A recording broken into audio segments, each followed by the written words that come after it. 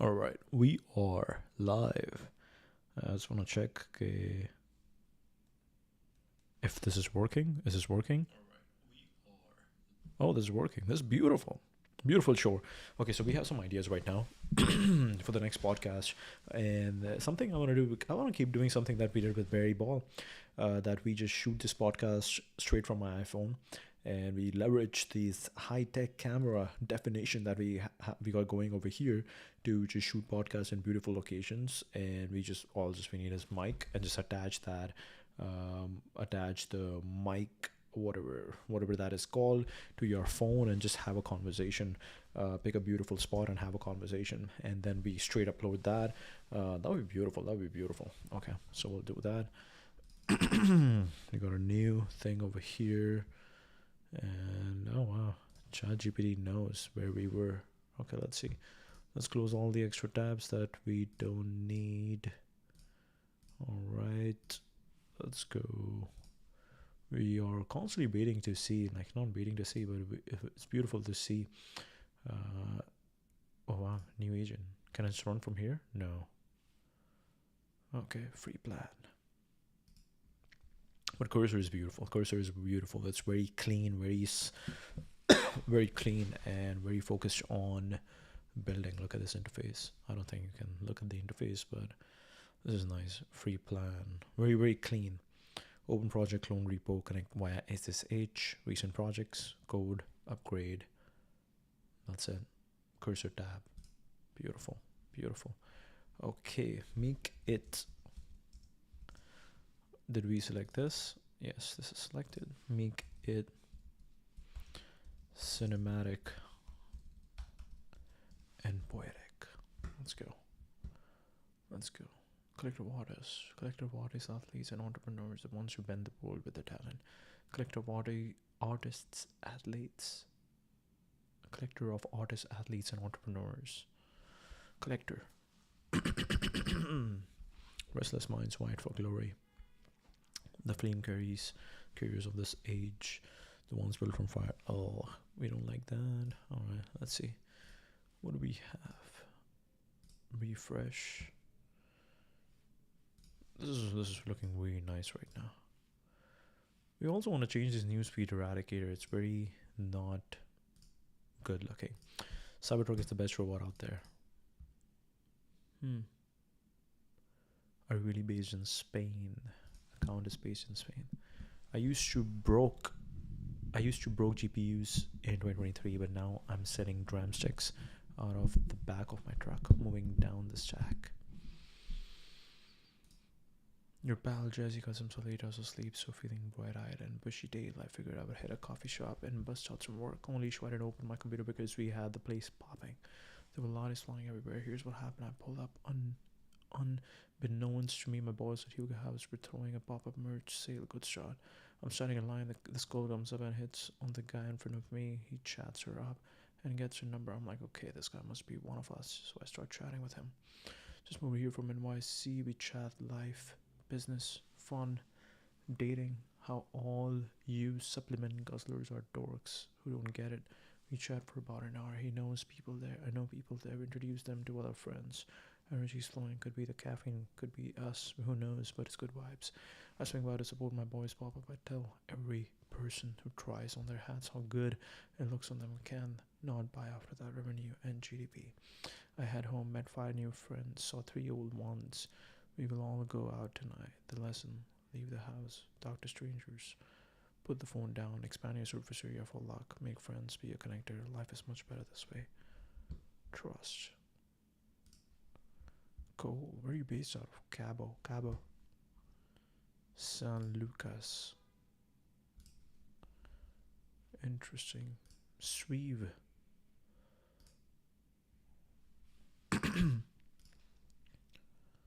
Good morning, America. How are ya?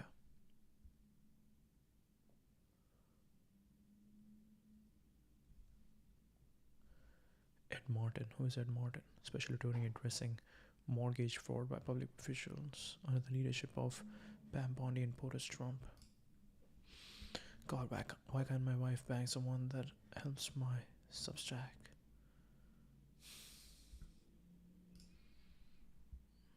There's no going back. I had coffee with a young guy at hedge fund yesterday afternoon who asked me what I will do if this business paper doesn't work out.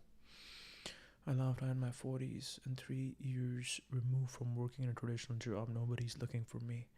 Literally nobody. I don't fit in a box. My skill set isn't desirable. Public markets and managing small manufacturing business. Nobody wants to hire an older ex-business owner. Recruiters will look at my resume and think skill set is weird and will be willing to go from general to soldier. I told him if you are worried about maintaining career optionality, definitely don't buy a business. That's I told him at some point in your life you need to stop hedging and into what you want to do long term.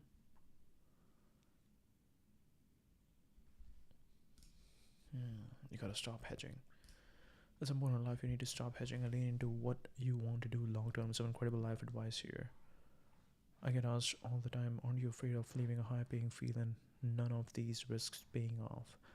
I don't fear that at all. I fear the thought of being 45 and having to worry about hitting a quota of number of days in the office or having to ask to leave the office early to make it to my kids' game. Sounds like no one's getting carry checks anymore anyways, and I could not care less about the watch on my wrist or the car that I drive, so may as well pursue something where I can live life on my and my lender's terms. So more in life you need to stop hedging and you need to what you want to do long term. Boom, there's no going back. This was actually good. The current AI landscape, how big, how long? 20 minutes. Can be difficult to make sense of, but my understanding it has never been more important. From the bull in the china shop to the fox in the hen house, break it down to the classic formula.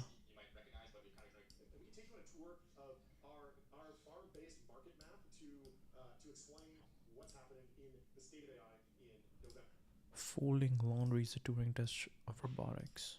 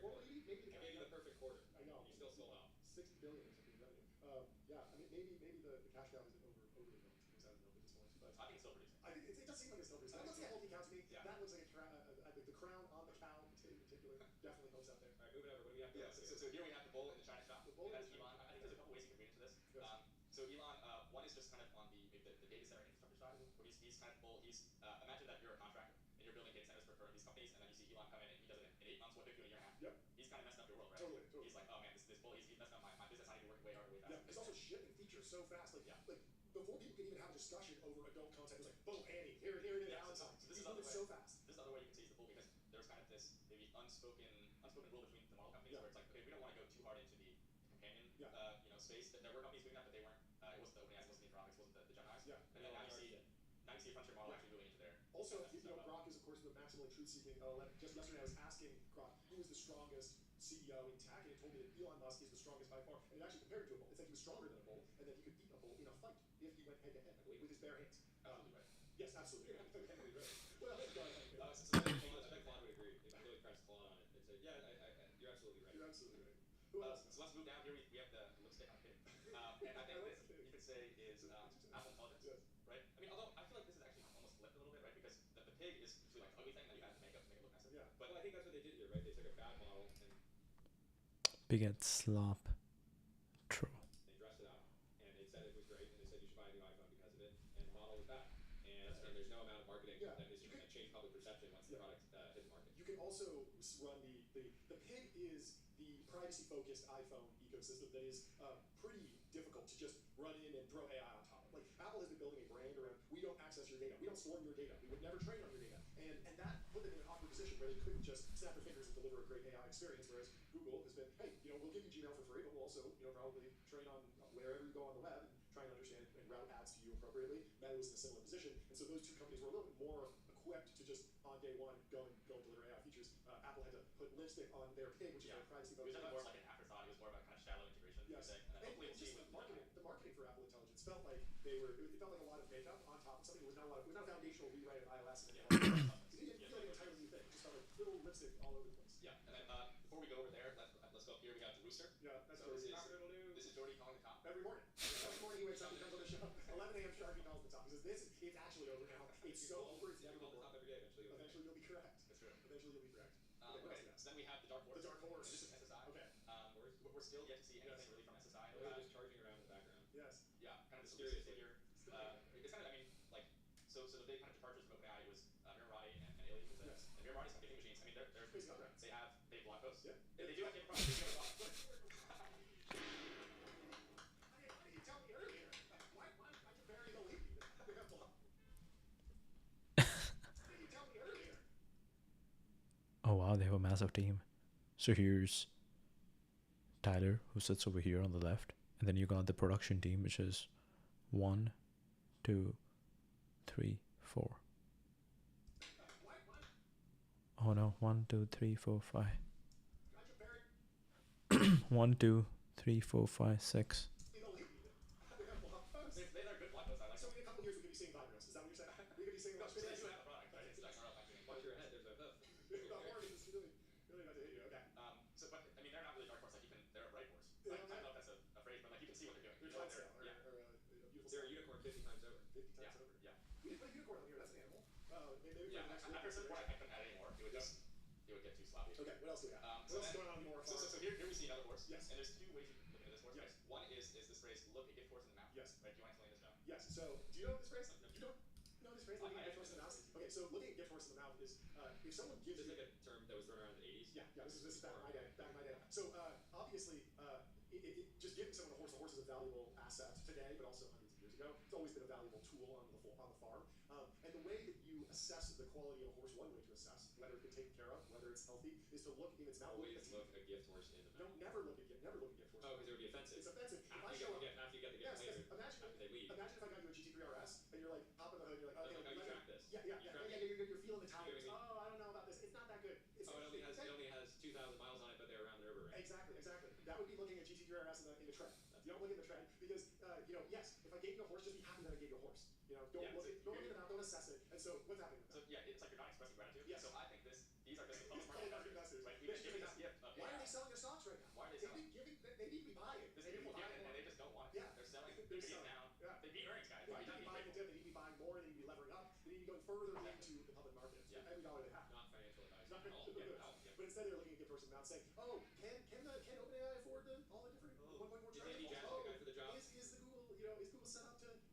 actually take advantage of AI. They're digging in a little bit too much. Yeah. They should just be happy that they've given AI Exactly. the next mega trend. Exactly. So also workforce Yes. could be a workforce. A workforce. Right. And so I think you could say this to Amazon. Yeah, It's a it's bit hard to define Amazon's AI strategy. Yes, Right. sir. Part of it is they're building data centers for Anthropic, but they're definitely not getting overly ambitious about Yeah. like getting over their skis.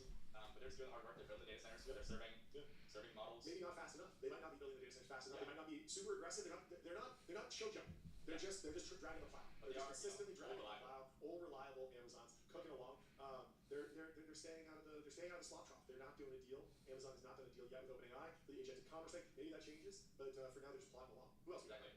Let's go to Black Sheep. The black sheep. So Black Sheep, there's also a lot of people that from this. Yes, of course. But I think maybe Carpathy is one of them. Yeah. Right. Andre It's Karpathy. some of these contrarian takes about maybe it's the decade of agents. To be clear, we're not calling him a sheep. He's not. It should be more of a black wolf. Black wolf. But Yeah. the idea is that he's standing out. A lot of people in his class of ultra respected, technologists, some of the most experienced. He's really been at Tesla. He's seen the AI wave. He's been working in it for decades. He's printed. Really worked on He's this. printed. Yeah, And he's yet done so he's much. not sitting with the rest of them saying, Broke, but he broke rank. Even though he's working at OpenAI, even though he's working at Tesla, he broke rank. He went on the Gorkash Patel show and said, you know what? I think we're more in the decade of agents. I think AGI might not be right around the corner. He took a contrarian stance at a very controversial time, and but it was not. Yeah.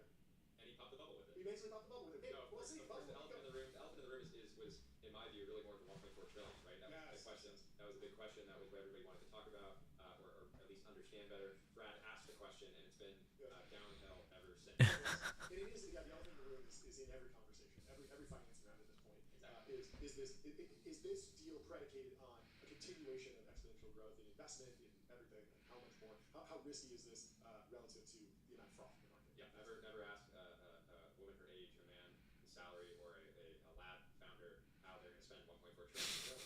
What are they pay for? Yeah. Yeah.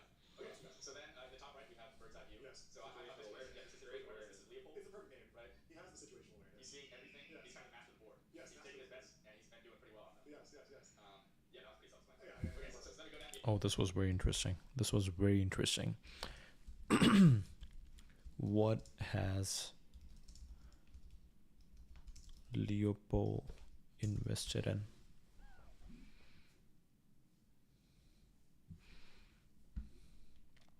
Situational awareness, LP. Oh, that's really cool. Bird's Eye View, Leopold. Prior to launching the fund, he had a research engineering background, including time at OpenAI, wrote a viral essay series on AGI. We're a dominant driver of global returns over the next decade. Thus, the fund invests in companies poised to benefit from AI semiconductor data centers, power infrastructure, and possibly short ones that will be disrupted. Intel, large stake. Okay. In this chip maker, Broadcom, 117 million position. Onto innovation. Okay, semiconductor process control play. Core Scientific involved in crypto mining data center infra, part of his thematic bets. Core Scientific. I win another mining data center infra play. Okay, CoreWeave AI cloud infrastructure company included in its portfolio. There is also a recent short bet or derivative positions in the sector is believed to be losers in the AI wave. Why does this matter? Big capital is flowing. Planning product services for rich people and want to keep the future self perspective sharp. Clues about high conviction macro themes. Conviction narrative and timing. Aligning with building for the rich. Future proofing yourself. You could consider it just an opportunity if this fund backs large scale infrastructure and chips, white space micro app services that serve ultra wealthy individuals in those same thematic sectors. Bespoke AI compute leasing for H&W clients. Bespoke. We have lion's share. The lion's share. This is Satya. Satya taking great position. I'll take a third of the company, and you can give me 250 billion, and I'll take 20% off the top, And I'll take all the IP. as well. Yeah, everything. I'll also take your chip, and I'll make it my chip. Your chip is my chip. The entire Your chip is contract not your chip. the entire open. As well. Yeah, everything. I'll also take your chip. I'll take a third of the company, Yeah. and you can give me 250 billion, Yeah. and I'll take 20% off the top, And I'll take all the IP. as well. Yeah, everything. I'll also take your chip, and I'll make it my chip. Your chip is my chip. The entire Your chip is contract not your chip.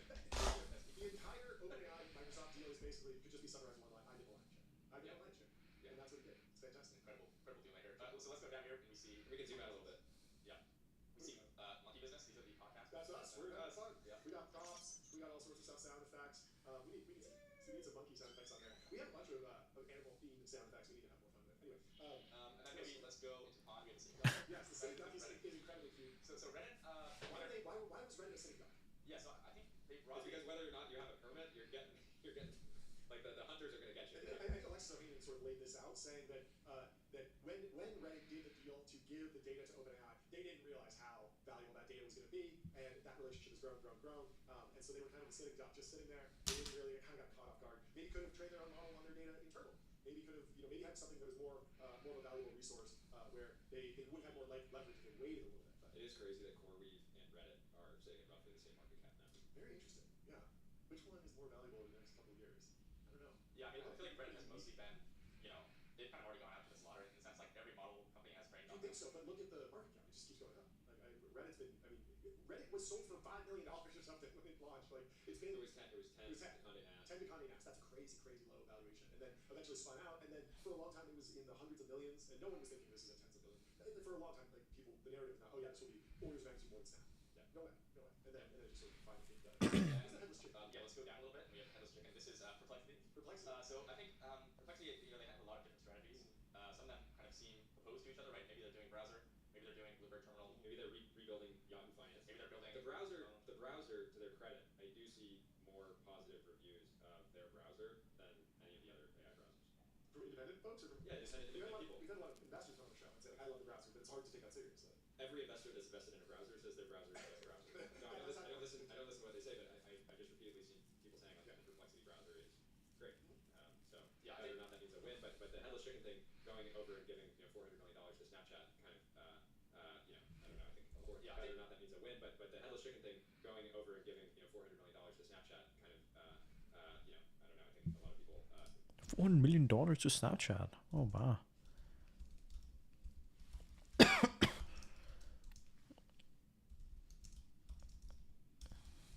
I think it's interesting that they said Perplexity is a headless chicken, because I think Perplexity is one of the only little startups that is actually fighting with the big dogs, and because it's a startup, its actions are actually out there, versus all the big major companies. They're pretty much doing the same thing. The only thing is that we don't hear about it.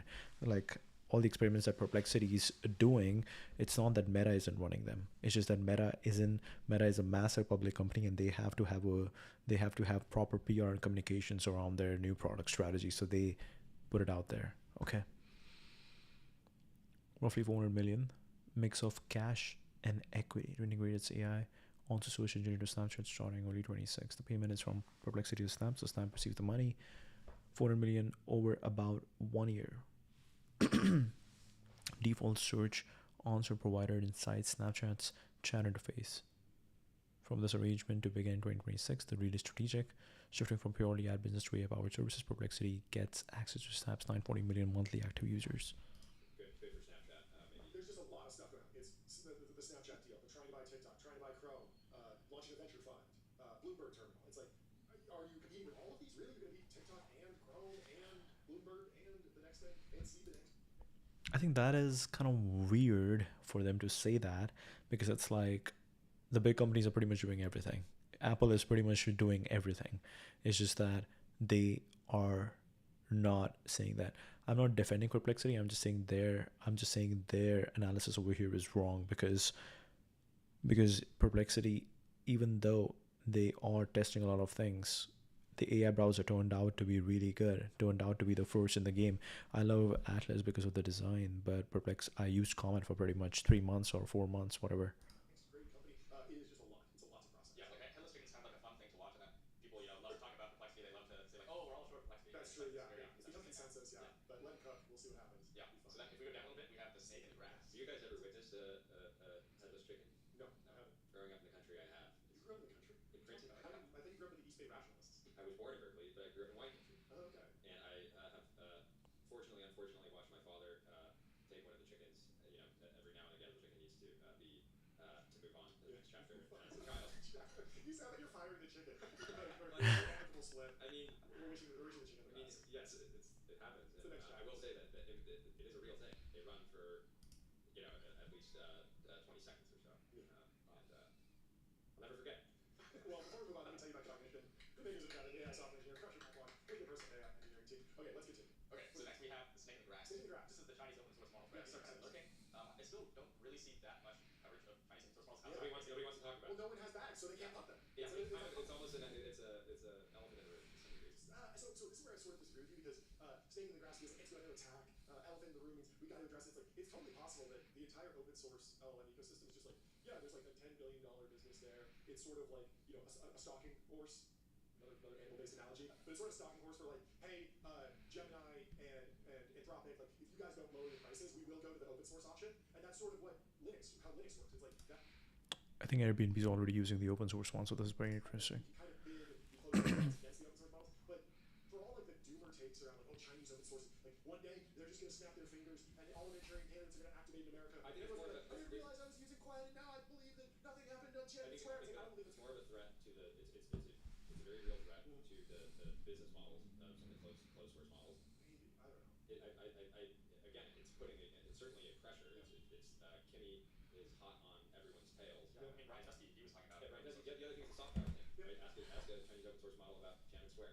I just don't think that's going to be that big of a deal. I don't see. Those are two very different things. One is like Ryan Chesky inside of Airbnb. It becomes a big deal if they proliferate all over the world, and I'm not saying it's the end of the No. world. What I'm saying is that with TikTok. if you're a business owner like Airbnb and you're Ryan Chesky Airbnb and you're deciding between Kimmy, some open source model deeper in the stack, like you're not surfacing something that has like cultural relevancy or some sort of like where American values come through. Like you're using it for like fraud detection, or you're using it to like transform every Airbnb listing into like grammar check every listing that comes through. Like spell check it all. Like you're doing something that's very commoditized, and it's not this weird thing where you're going to inject the values of the Chinese people. I just see that as two separate things. Now if you have a whole I bunch just of think people that LLMs will be the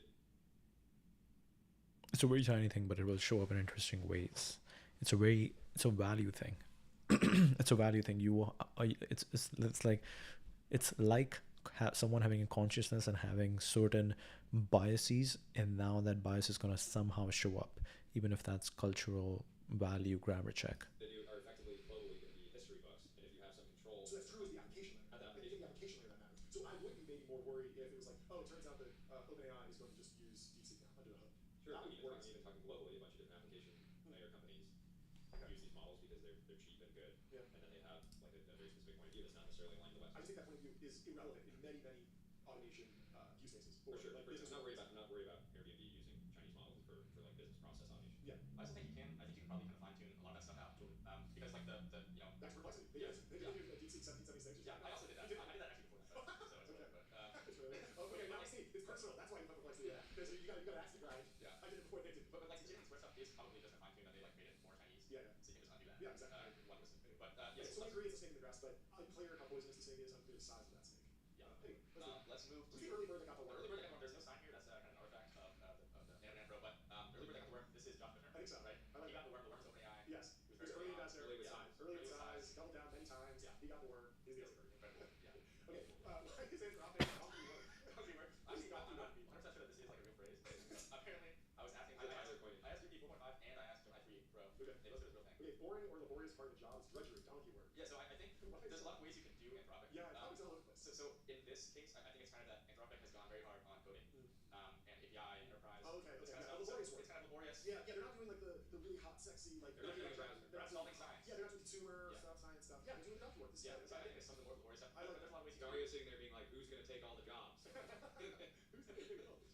but you could do Anthropic Yeah. as the scapegoat, Yeah. right? David Sachs really does not like Anthropic. That's true. Right? That's It's kind true. of It's scapegoat. scapegoat. They never get invited to the White House. Yeah, Right? they're the lame duck.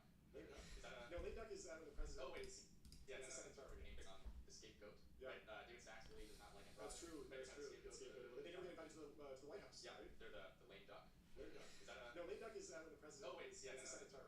Ugly duckling. Ugly duckling a little bit. That's the one. There's a little bit of Chicken Little, the sky is Yeah, falling. scary cat. Scaredy cat. Scary cat. There's Nobody a- wants AP. There's a few of these, but Yeah. I like donkey work. That feels the most accurate for what they're doing. They're going Yeah. after the entry level white collar workers. Yeah. They're doing the donkey work. Yeah. Google. Next one. Obviously, I obviously. think the last one. Google is the fat cat. Google is the fat cat. Before we had Google snail's pace, I think this would have been true maybe a year ago. That cat's so much fun here. Look at that cat. It's so fat. I All, love it. all the cash flow, all the All the TPUs. GPUs. They're GPU Yeah. rich. They're rich in every sense. They have Yeah. a ton of researchers. They're releasing. I mean, now they have the best image model, Yeah. best text model, depending on Yeah. what benchmarks you look at. Yeah. They're on top of the world. Yeah. Okay, slightly concerned. We have a sign for Golden Goose, but there's The no golden Golden goose Goose. removed. The Golden sign goose is remains. Who stole the Golden Goose? Yeah, we killed the golden Or goose. is there just no gold? If there's no Golden Goose on in the AI barnyard, is that bearish? I think one take, maybe the golden goose. Wait, so first establish what the golden goose is. The golden goose is a goose that lays a golden egg one every day. And in the parable, in the story, the farmer kills the golden goose to get all of the gold inside, but it is revealed that by killing the goose, you no longer get the passive income from the golden eggs. So it's Jack from the Beanstalk. Stunning. it's being a little bit too greedy, but we couldn't land on who the golden goose So was. maybe one take is the golden goose, they were the neoclouds, and then the market is is taking the goose away. Yeah. Like CoreWeave, not in the past month, Yeah. they've been selling off a little CoreWeave bit. continues to lay golden eggs, but the market got overheated, and so that Yeah. sort of killed They're the taking gains gold, or something. Yeah. And the gold is the GPUs, subsidized GPUs. I don't know. In the data center. It's not quite. There's something with the Bitcoin miners that just had a lot of energy that they had effectively prepaid for that they're unlocking some value from. Oh well. Yeah. But I think that's all done. I think this is a pretty. Now it's pretty clear. This helps you understand how AI is playing. Okay, this is very interesting. Falling laundry is the Turing test of robotics. Very interesting. This AI Boneyard was very interesting. It would be interesting to just include way more other people. But anyways, Mishi said I'm not eligible to capital. I'm not eligible to capital. Basically, if you feel the urge to burn your entire life down and start over, I highly recommend you listen to that. Whoa. Have listened to your heart for the rest of your life, so might as well listen to it now. I listened to that little voice that made me quit my job this year. Honestly, I have no regrets. Sometimes the only way up is down. What I did, should I go for it? There's a lot of incredibly smart, talented people who block themselves from earning enormous sums of money because they think too much. Jesse Henley, we're getting a lot of advices today. You could have just DM'd me. The person I admire is a database person, but not you. One thing I didn't anticipate before founding a company was just how lonely it is at the top. You feel like all your company's problems are yours. Your family doesn't understand. You can't tell your employees, and sometimes even your co-founder can get it either.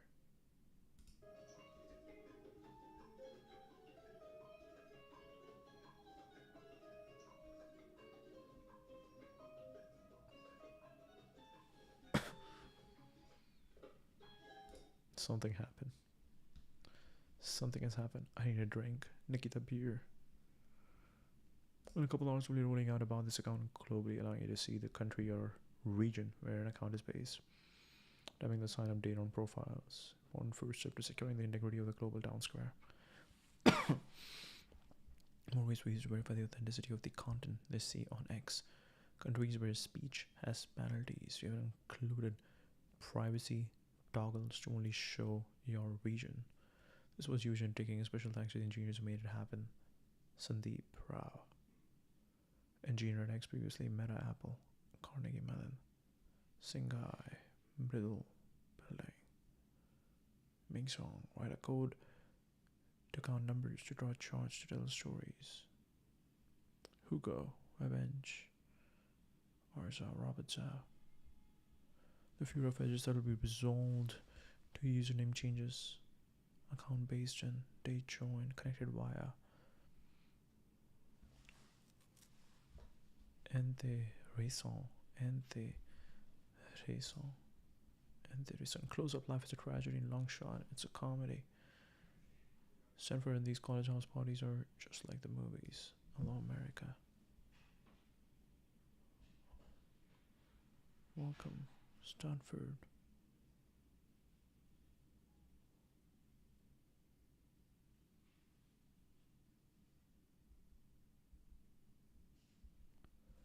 Just like the movies.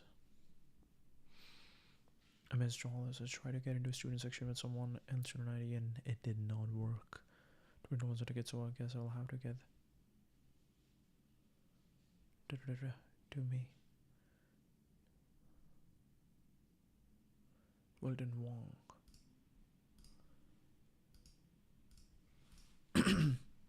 So our research at OpenAI. CS, Stanford.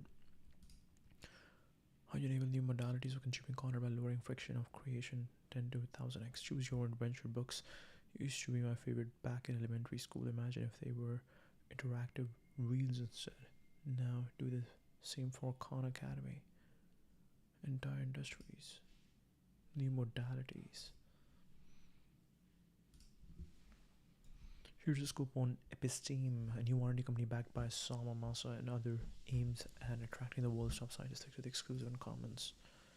There's very little about Louis Andre on the internet, which will stand out as strange in a few paragraph's time, I can tell you that he's 27 years old and grew up in Europe. He has a French mother and a father who hails from Madagascar.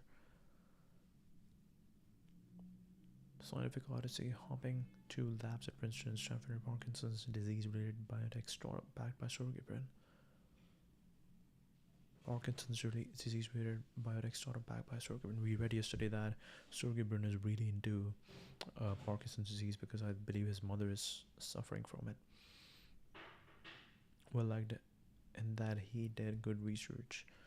Though were obvious blockbusters, for the most part, Andre had shuffled about behind the scenes, living off research grants and brief stints at small companies.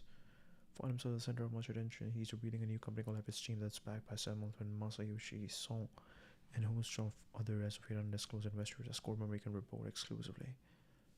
Create a modern-day Bell Labs or Xerox PARC, in that it hopes to attract the world's top scientists and have them work on a wide range of potential breakthrough products. The people who talk about making a new Bell Labs always talk about the labs and never the bell. Interesting.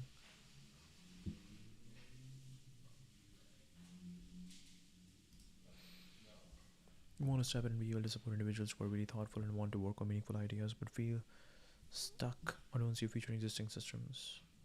There are a lot of brilliant people who are disillusioned by the current way of doing science. When the two men were discussing well-known frustrations in the science and research landscape, many of the world's brightest minds in academia spend most of their time writing grants, managing bureaucratic overhead, and publishing papers instead of pursuing real work. Negative financial pressures that do not give the biggest, riskiest ideas the needed runway to flourish. Negative financial pressure that do not give the biggest, riskiest ideas the needed runway to flourish. Sam and I were like, we should do something about this. We should try and do something different. The plan they came up with centers on giving researchers a healthy paycheck along with lab resources and chance to own shares in Episteme. In other words, the scientists can do away with fundraising pressures and grant writing and spend most of their time on research. Episteme help the researchers turn their ideas into blockbuster products. The company will surround the scientists with people to help deal with intellectual property concerns, tax issues, hiring, and other day-to-day support functions. It has also brought on key hires from places like Gates Foundation, Department of Energy, to help shape the path from research to product. Corporate research centers like Bell Labs and Xerox PARC have a near mythical reputation. Birthed the transistor, the laser, the information theory, Unix operating system, cellular technology, and on and on. The technology created at PARC during the 1970s remained the foundation of a great deal of PC internet era computing. The model they set was one where the research arm of a large company had relative freedom to pursue big, risky ideas. The scientists were shielded from upper management to a degree and did not have to bow to their company's core business and profit concerns. Did not have to bow to the company's core business and profit concerns. But in the 90s and the early 2000s, IBM had labs all over the country, and its Almaden Research Center in San Jose was a particularly glorious place and building nestled in the countryside, free to do foundational research. Oh wow. Working for the services division, much sadness.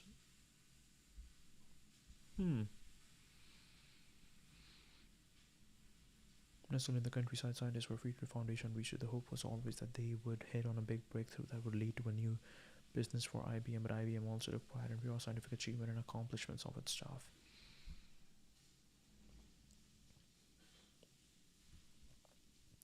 Hear from the scientists and look over the breakthroughs. Google X has been the most contemporary attempt at replicating these other labs with mixed success. Canto 2025. Shadow of their former selves. The need to placate shareholders quarter to quarter has often quashed management's desire to support freewheeling, expensive research arms.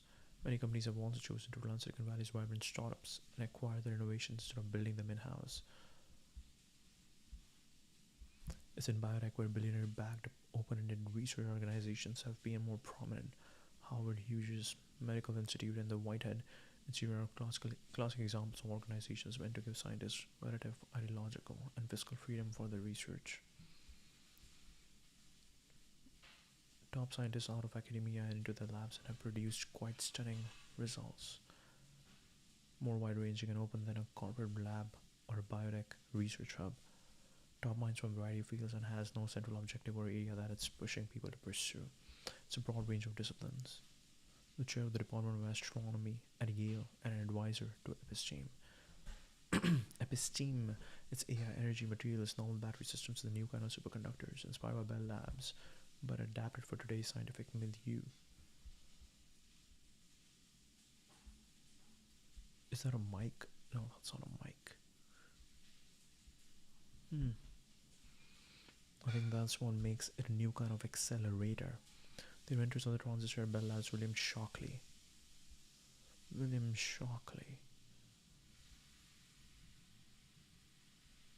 For Palo Alto to take care of his mother and then create a transistor startup in Mountain View. He then alienated his best engineers and gave birth to the semiconductor industry in the process. William Shockley left Bell Labs for Palo Alto to take care of his mother and then create a transistor startup in Mountain View. He then alienated his best engineers and gave birth to the semiconductor industry in the process. Andre said the Episteme team has identified about 2,400 researchers it would like to try and recruit. The company, though, is starting with 15 scientists in fields like energy, computation, neuroscience. This original group will work out of a facility in San Francisco, although Andre hopes to create multiple Episteme offices worldwide. He says 3 key things: scientific substance of their work, technical and execution abilities, theory of change. We want people who have a deep personal motivation and sort of an idea of what the world might look like in the future. Come with major drawbacks. Quite often the founders lose interest in the projects and pull their money. Just last week, reports said that the much ballyhooed Arena Bioworks was winding down its operations after just 2 years despite $500 million in backing from the likes of Steve Bakliuka. Who is he? And quite often scientists leave academia for supposedly comfier confines only to find that their backers want to see quick results. American billionaire investor, senior advisor, former co-chair at Bain Capital, co-owner of the Boston Celtics, known for large-scale healthcare, tech and financial services deals. He has been involved in big philanthropic and biotech initiatives. Hence why he appears here backing Arena Bioworks alongside Michael Dell.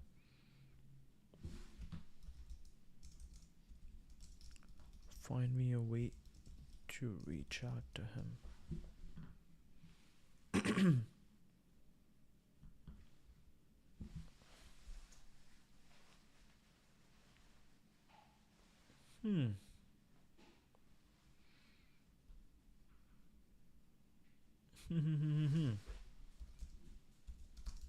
Find me an email to reach out to him.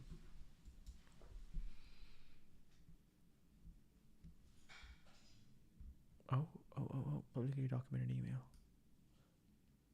It always was to verify through a warm intro or mutual connection.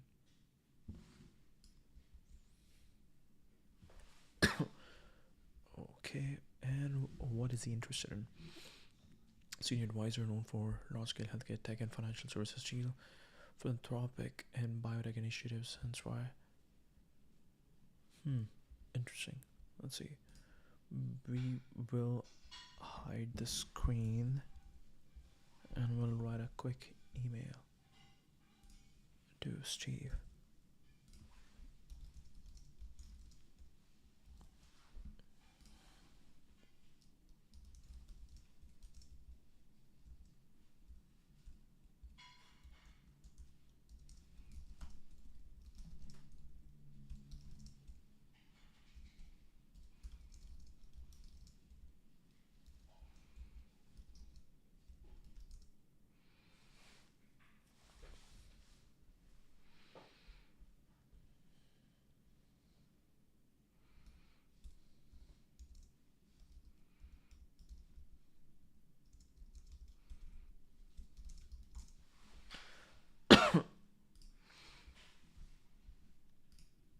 Okay.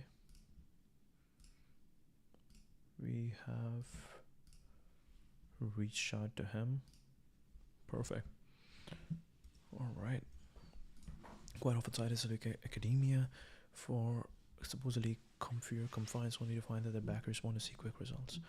Onward Altman confirmed that Epstein most certainly has commercial aspirations.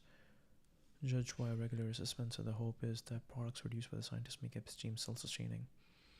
They both also emphasize a desire to give the research as much freedom and time as possible. I would put minimal pressure on them. I think these things are ready when they are ready. Sometimes a project takes 2 months and sometimes it takes 10 years.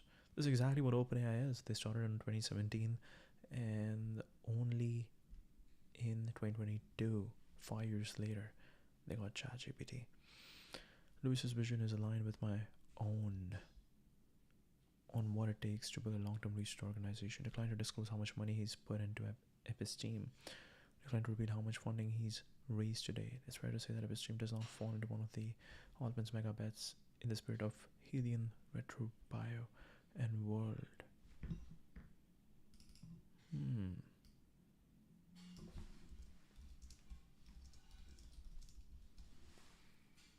What do they do? Retro Bioscience, longevity biotech research founded by Sam Altman. Personal investment focused on adding 10 plus healthy years to human life, cellular reprogramming. Old cells, cellular reprogramming, old cells biologically younger, partial reprogramming, Yamanaka factor based, aimed at reversing age markers at the cellular level, plasma inspired therapeutics, inspired by blood exchange, studies that rejuvenate animal models, developing molecules that mimic the rejuvenating effects without transfusion, autophagy, clearance enhancement, boosting the body's ability to clear damaged proteins and cellular junk, potential impact on neurodegeneration, inflammation, metabolic aging, extremely engineering heavy. Less academia bureaucratic. Manhattan Project for Aging Energy, long horizon, billionaire backed, positioned as part of the Frontier Bio Wave, ARC, CZI, Arena Bioworks, Episteme.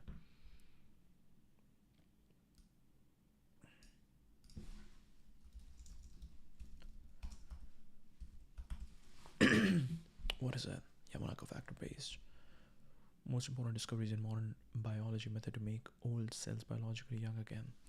4 specific genes, OUT4, SOX2, KLF4C, MIG, discovered by Shinya Yamanaka. Reprogram adult cells back into youthful stem cell-like state. Control partial version of these factors to roll back epigenetic age, repair DNA damage, improve mitochondrial function. Interesting. Other wealthy backers beyond Altman and Mossar who have agreed to invest in Episteme under the assumption that they might not see returns for many years. Having a sig and talking big ideas on beanbags and Xerox Park.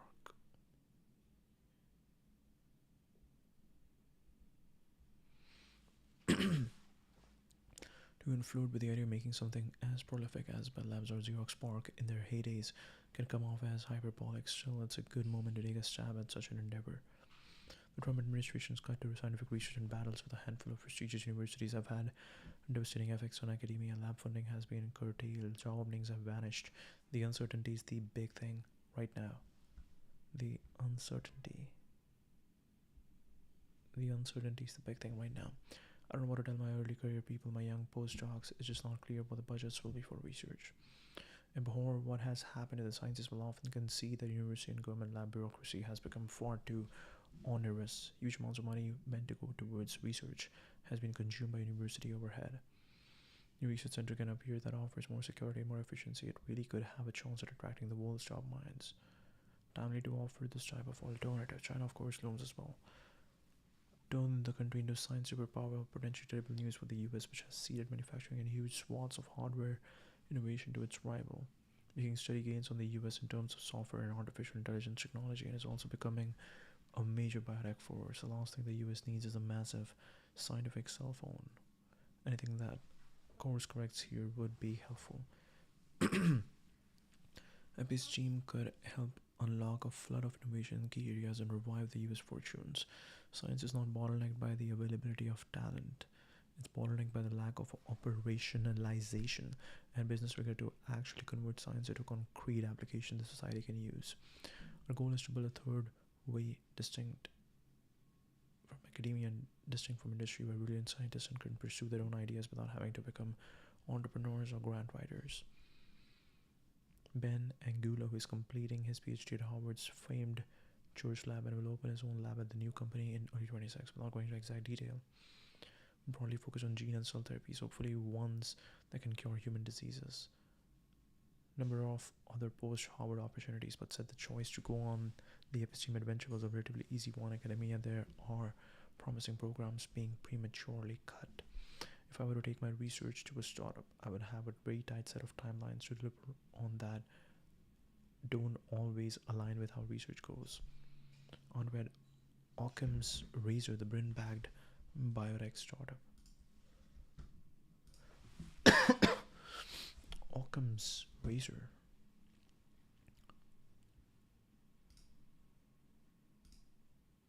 Understanding disease in the digital age. We have more and better data than ever, yet clinical success in decline. To find the smartest paths to cures, the answer that requires the fewest assumptions is the correct one. William of Ockham. Our key to success is a vast diversity of data brought together in one unified platform and cutting-edge machine learning. Team Jonathan Deans. Justina Concepcion.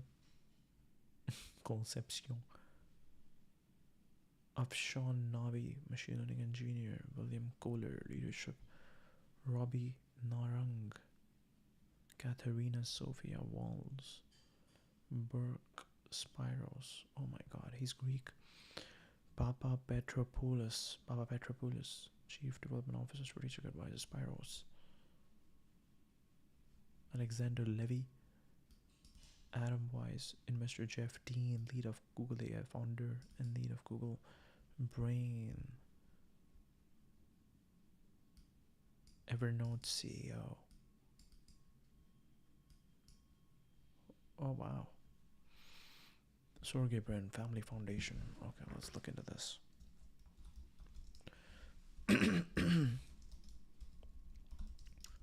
Sergey Brin Family Foundation. Oh. Sergey Brin Family Foundation. Let's see.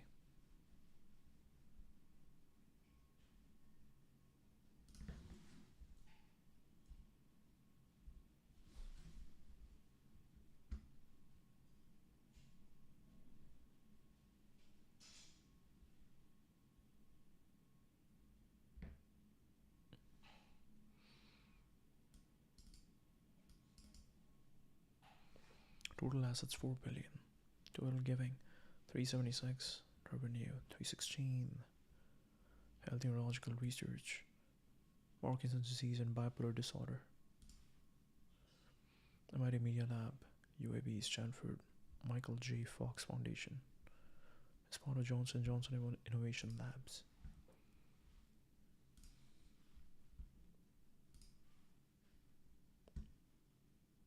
US, particularly California, Silicon Valley region, foundations funded organizations engaged in civil rights, racial justice, and climate and energy mobilization. Large-scale philanthropy with strategic investment flavor. Interesting.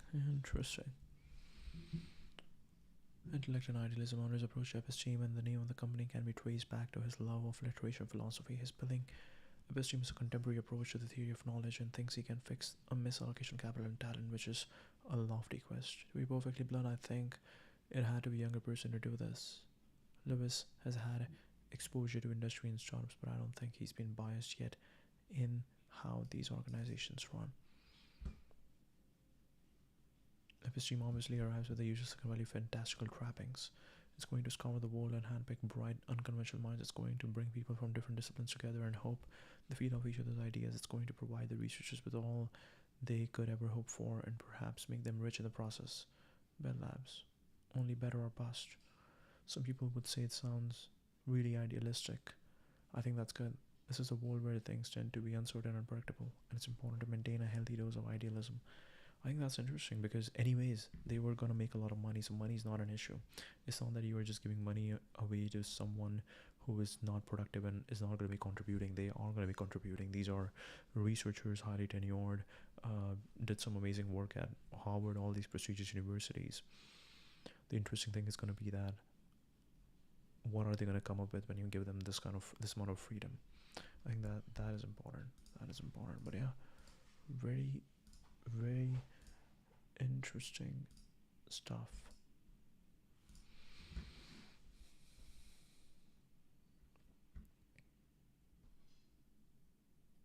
This is kind of a stab in making a new age Bell Labs, all quite fascinating company, will be run by Louis Andre, which is almost 27 years old.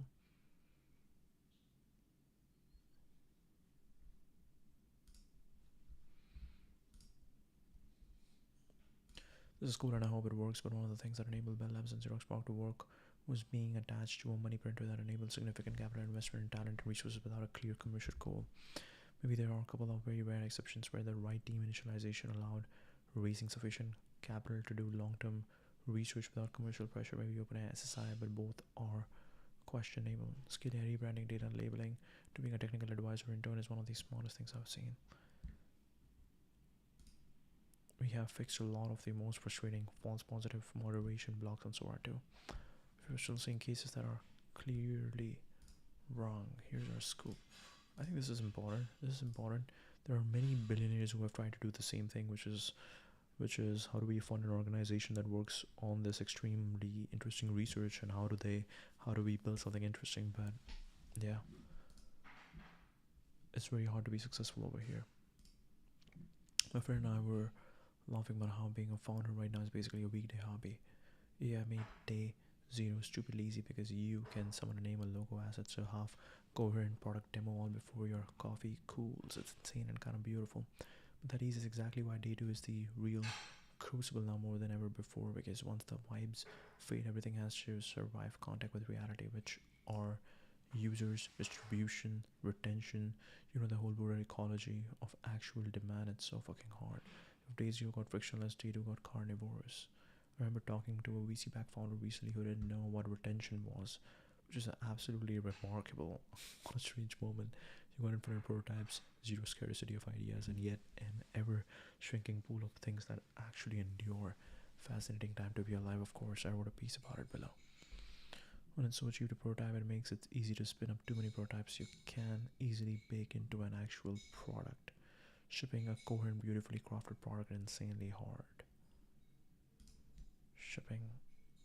Alright, this is a retweet. Let's go.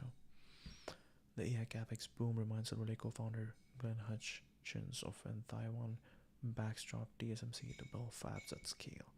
AI requires a level of capital investment that we have never seen before. Data centers. I call them factories because of the text. And so this AI thing brings us back to the future, that which is technology, software driven technology enterprise that requires a scale of capital that we've never seen before. And that's a really unique kind of challenge. It's one of the things from independent companies that it reminds me a bit, historically, it reminds me a bit of when the semiconductor companies went fabulous a couple of years ago. And the industry split into companies that design semis and basically TSMC, right? And TSMC succeeded largely because the country of Taiwan was willing essentially to lend them the credit rating. The scale of capital necessary to build a fab that could design and manufacture these wafers with a nanometer scale at prices that were cost competitive, meaning drive adoption of technologies based on semiconductors, was only approachable by the national credit rating. Just to see that fast. Basically, had the government of Taiwan to go get this done. There's a reason why it's in Taiwan. You couldn't do that in those days. The capital wasn't available to do something like that. In those days, at that scale, wasn't available. So it's very similar today, which is the scale of financing that's required to build all these fabs. So factories, data centers, not only factories, but factories manufacture data. And when I say my people, those data centers, American down here in the world is against manufacturing. Because building data centers to manufacture data. Right about that. Totally. Very interesting. Glenn Hutchins. Find me an email to reach him. Glenn Hutchins. Public figure, but his personal name is not publicly available. North Investment Ventures, general contact. About it internally, not the official way to reach him. Silver Lake is a co-founder, former leadership. Does not list personal emails, but they do have a direct contact portal. Okay. If they ask a serious podcast investment discussion, they will forward it. Brookings Institution, he sits on the board. Okay. Market for attention. Office of the Trustees. Glenn Hutchins. Howard Management Company, he's a board member. Communications, you can request Trusty, contact routing, best path for you. North Island, short cinematic email referencing, cinematic email. Cinematic, I like how it's now focusing me on cinematic, but alright, let's go. By the way, this links to my mail, which is mail app, which we don't want. So we're gonna go to Gmail again.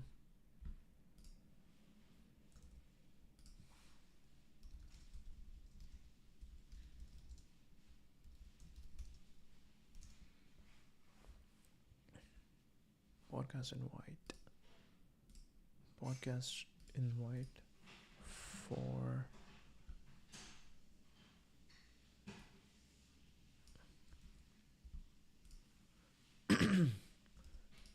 podcast invite Glenn Hutchins.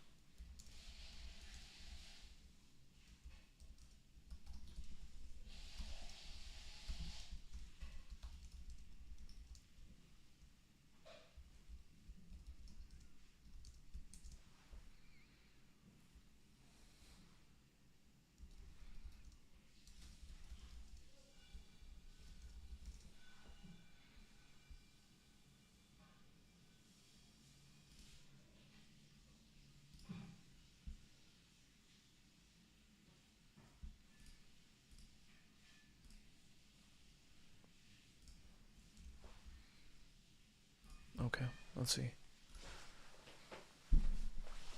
Trying to build relationships without shared context is basically brute forcing against human nature. You are trying to speedrun intimacy with no common save files, especially true in romance. Half the reason so many connection products feel off is because they do not give enough of a glimpse of a shared world. Imagine being judged as a man for only your looks height.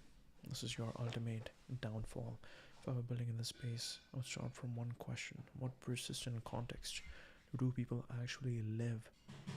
Do two people actually live inside together? Then I would design from that backwards.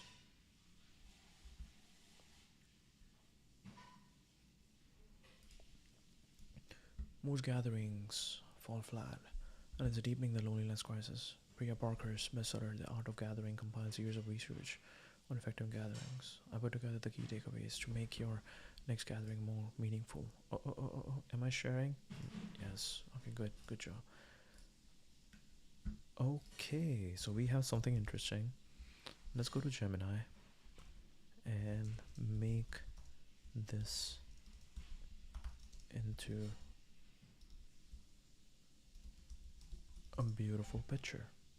Tools, create images that we use.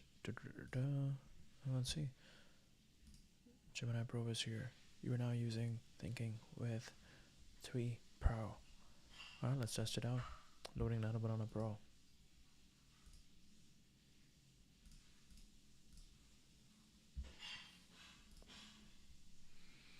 Gatherings of people coming together for one meeting, one moment of your life that will never happen again. Gatherings of people coming together for one meeting, one moment of your life that will never happen again includes work meetings, birthday parties, wedding celebrations, conferences, funerals, tournaments, family reunions, book clubs, friend meetups. Most gatherings are logistic driven. Where should I host? What's the cost? What time should I start? Instead, Priya Parker, facilitator.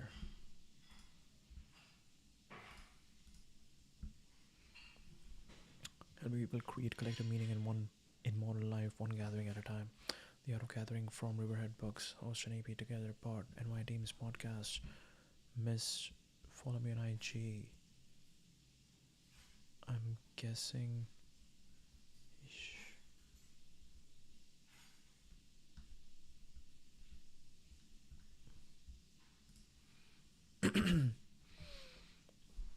A purpose-driven gathering makes it clear why you are gathering. The purpose should be specific, unique, and indisputable.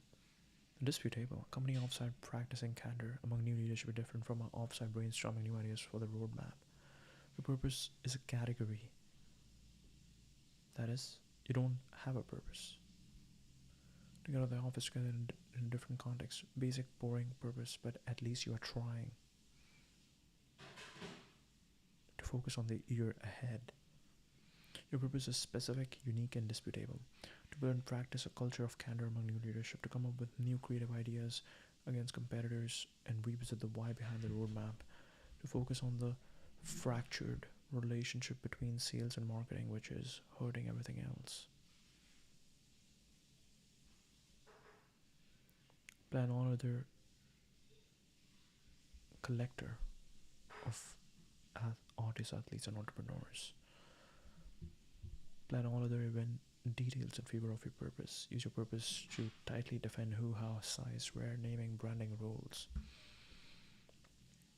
Who fulfills the gathering's purpose? Who hurts the purpose? If the purpose is an intimate gathering among friends, a stranger will intrude on its purpose. Make purpose your bouncer. For every gathering purpose, there is an ideal group size. Affects trust and intimacy, comfort with sharing, diversity in perspectives, energy levels. For example, there should be different group sizes if your purpose is lively converse versus decision making. Conducive to intimacy, high levels of sharing and discussion through storytelling, but high responsibility on each person. Can't carry any dead weight.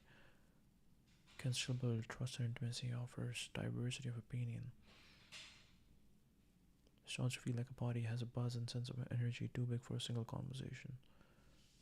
Intimacy and trust is still palpable among the whole group. Pick a venue that reinforces courts and offices and beaches and clubs and location inspires a client and makes them feel closer to the purpose. It makes the job easier. New freedom and openness to gatherings. Guest room seats after every speaker. No phone use, no work talk. Know your authority as a host. Most hosts think they should be hands off and chill. Someone else might, like a guest who over dominates convo, gently, respectfully, and tactfully guide the gathering. They are transitioning from the craziness of bustling life, your gathering, physical, symbolic entrance, welcome drink, psychological announcements, intros. It's a mark that attention should shift to the gathering ahead. They're ready to begin. Your opening is crucial. Make a wow moment, and honor your guests. Save logistics and housekeeping for later. The opening, whether intentionally designed or not, signals to guests what to expect from the experience. Everything comes to an end, including an event. Wow, so much value in one post. Alright, let's see. Hmm.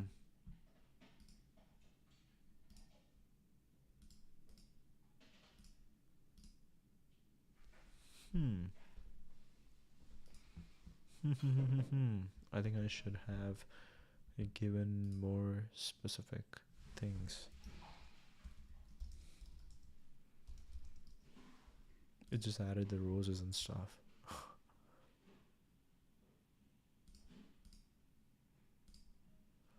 Let's see. Turn this image into the format of airplane safety sheet. Let's see what happens.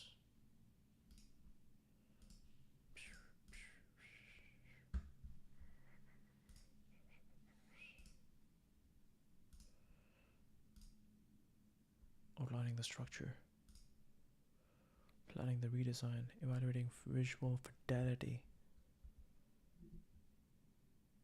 Wow, wait, this is it? We got it? Gathering safety instructions, defining purpose, why, set instructions on inclusion, passengers, exclusion, size, small cabin versus large, rare, reinforced cockpit, displays turbulence, before gathering. Interesting. Okay, that's the stream. Thank you.